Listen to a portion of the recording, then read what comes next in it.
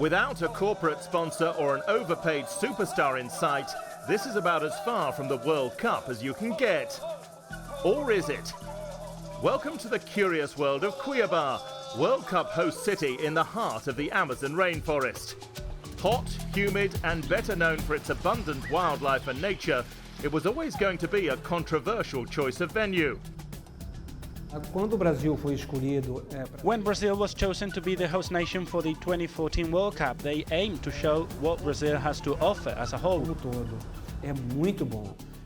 It's really good for Cuiabá, an opportunity to show ourselves to the world. What we have, our Pantanal, our Amazon, our economic potential, our culture, our folklore, and on top of all of these, our great hospitality. Cuiabá's unique location at the center of the South American continent made it the ideal host for the latest biannual indigenous games, bringing together tribespeople from across the Amazon region. We have 48 different national ethnicities taking part and 16 different nationalities. There are more than 2,000 indigenous people here right now in Cuiabá. Several events are not too far removed from their modern Olympic counterparts, with spear tossing, archery and running competitions among those on show. But the games are less about winning and more a celebration of indigenous traditions. This event is a form of cultural rescue because many of the tribes taking part in the games had already lost their culture, their traditions or even their languages. So this was a way to help save these things.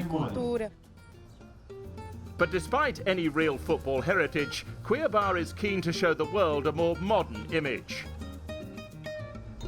Ambitious infrastructure projects, including transport upgrades and the multi-purpose Pantanal Stadium, were all designed to leave a lasting World Cup legacy. We need to continue with the same commitment and effort so that Cuiabá delivers a World Cup that meets the expectations of Brazil and the world. However, the planned tram system will finish 6 months after the tournament, and the stadium missed its original deadline. Despite the problems, the projects have provided vital work for several underprivileged groups, including Haitian refugees fleeing from the 2010 earthquake. There are now 97 Haitians working here. They have a problem here in Cuiabá because of the temperature. They just can't handle the heat. Workers on the stadium have toiled in sweltering temperatures, often reaching 40 degrees, with equally high humidity. June is the coolest month, but players set to play here should anticipate difficult conditions.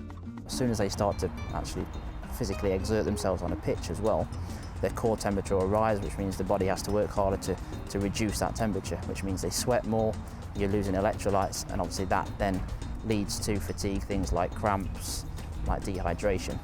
So actually just keeping the players hydrated throughout the day and throughout the game is probably the most difficult aspect. World Cup or not, it seems Cuiabá is a city with a unique link to its natural surroundings.